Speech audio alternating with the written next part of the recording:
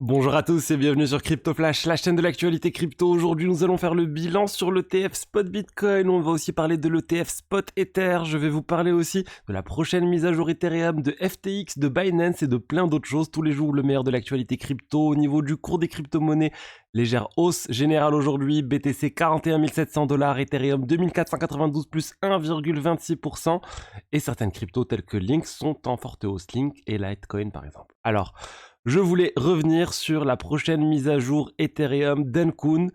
Donc c'est quelque chose qui est extrêmement attendu. La mise à jour sur le réseau de Tesgorly s'est assez mal passée, on va dire. Mais la bonne nouvelle, c'est que ça ne devrait pas retarder le déroulement des autres mises à jour sur les autres réseaux de test. Donc ça, c'est une très bonne chose. Et on a aussi eu la réunion des développeurs Ethereum qui parlent des prochaines mises à jour qui vont arriver, ce qui va se passer après Dencun. Et là, en fait, il y a pas mal de choses qui devraient se passer avec un prochain hard fork avant la fin de l'année 2024. On parle de Prague maintenant. Et ce qui fait déjà consensus, c'est qu'on devrait augmenter la quantité d'Ether qui pourrait être stakée par un validateur Ethereum. On devrait la passer de 32 à 2048. C'est pour éviter de forcer les personnes qui veulent staker beaucoup à créer beaucoup de nœuds alors qu'ils pourraient le faire sur un seul nœud. Donc il y a pas mal d'autres choses, mais disons qu'il n'y a pas de gros changements qui devraient arriver sur cette mise à jour, cette deuxième hard fork de l'année 2024. Ensuite, je voulais vous parler, on va rester sur Ethereum avec l'ETF Ethereum de Fidelity, spot du marché spot, hein, comme ce qui a été validé là aux États-Unis avec l'ETF Spot Bitcoin.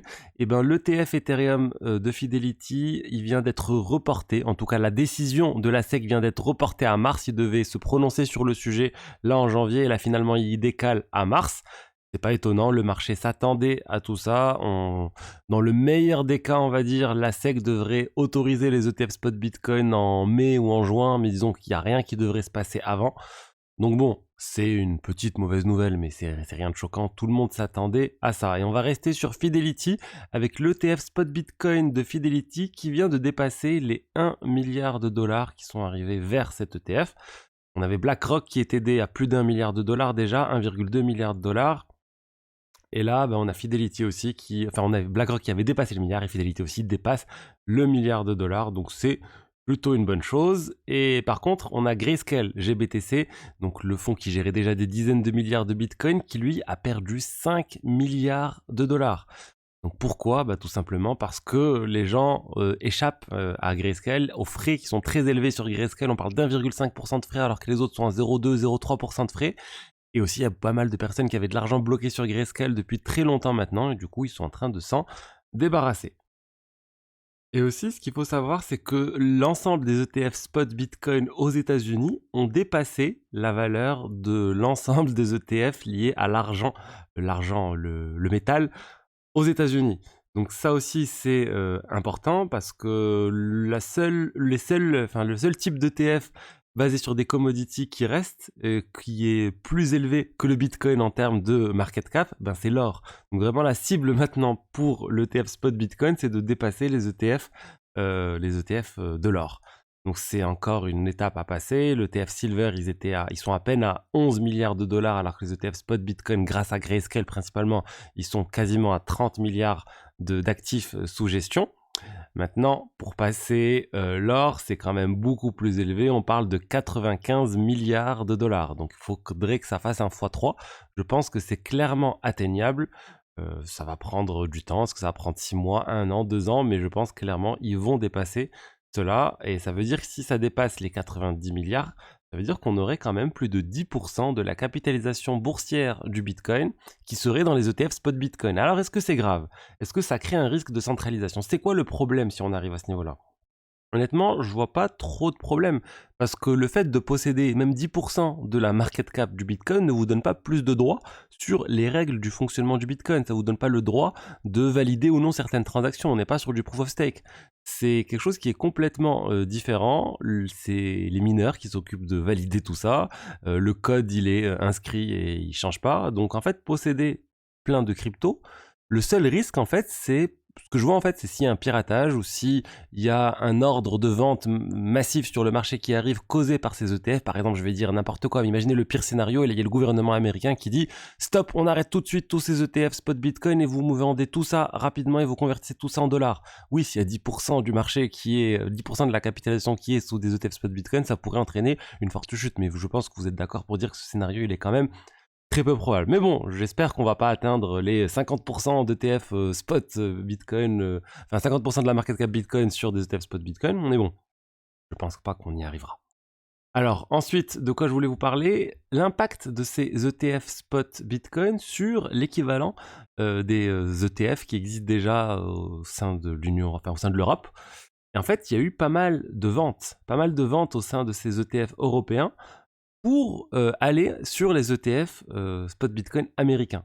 On peut voir ici 4 fonds qui ont perdu de l'argent, au total moins 45 millions de dollars, donc environ 2% en quelques jours, pardon, excusez-moi, 5% plutôt je dirais, en quelques jours, pour aller vers d'autres ETF. Je pense que cette tendance va continuer. Il me semble que ces ETF ont des prix aussi plus élevés, des frais plutôt plus élevés que les ETF américains qui sont vraiment pas chers. Honnêtement, on est à 0,25, je pense même pour les moins chers, voire 0,2 pendant une période promotionnelle. Donc vraiment très intéressant pour stocker, acheter des cryptos à faible frais. Certaines fois, ça vous reviendra même moins cher d'acheter un ETF spot Bitcoin que d'aller sur Coinbase et d'acheter sur l'interface Coinbase classique l'ETF en question. Si vous passez par l'ETF, par l'interface avancée sur Coinbase, là c'est moins cher. Mais bon, vous voyez quand même la concurrence que font ces ETF aux exchanges centralisés. On va rester sur les exchanges centralisés et je voulais vous parler de FTX. On revient sur l'affaire FTX parce qu'il y a beaucoup d'utilisateurs de FTX qui sont en train de demander à ce que le remboursement des utilisateurs qui ont de l'argent bloqué sur FTX ne se fasse pas sur le prix des cryptos lors de la faillite de FTX en novembre 2022, mais se base sur le prix actuel des cryptos. On ne sait pas encore si ça va être accepté par le juge, mais en tout cas c'est la demande et j'espère que ça va passer parce qu'à l'époque on avait Solana qui valait 16 $, on avait l'Ether à 1260 $, alors qu'actuellement Solana, bah voilà, on se rapproche des 100 $ et l'Ether de 2500 $.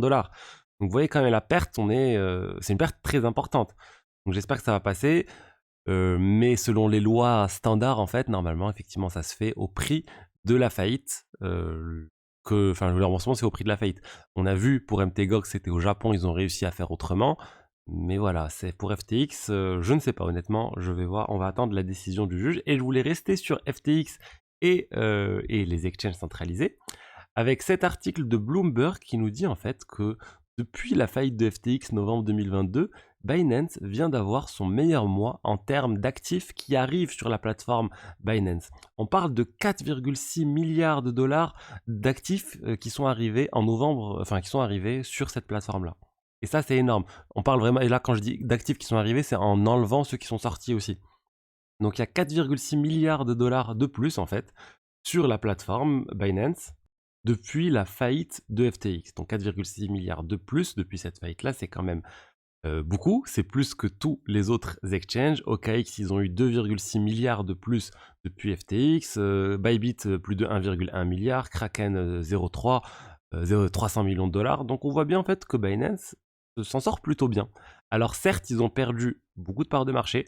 Regardez, janvier 2023, ils étaient à près de 60% de parts de marché sur le volume spot. Là, ils sont plus qu'à 30%, 35%, j'ai pas les chiffres exacts avec ce graphique. Ils ont perdu beaucoup de parts de marché, mais ils continuent d'avoir énormément d'actifs sous gestion. Et de toute façon, ils génèrent, je pense, suffisamment d'argent avec tout leur offre de earn, tous leurs produits dérivés aussi. C'est surtout ça qui rapporte le plus d'argent aux exchanges. Donc bon, je m'en fais pas pour Binance, c'est de l'amende qu'ils ont à payer. CZ, oui, il fera sûrement un peu de prison, quelques mois peut-être, ou pas grand-chose.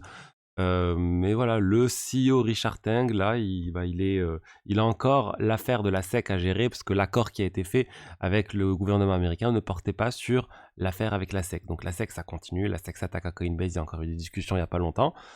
Mais voilà, ça, c'est pas fini pour Binance avec la justice, avec l'affaire de la SEC, mais quand même, le plus gros est derrière eux. Voilà ce que j'avais à vous dire aujourd'hui sur les diverses actualités crypto du jour. J'espère que le contenu vous a plu. Si c'est le cas, n'hésitez pas à liker, commenter, vous abonner.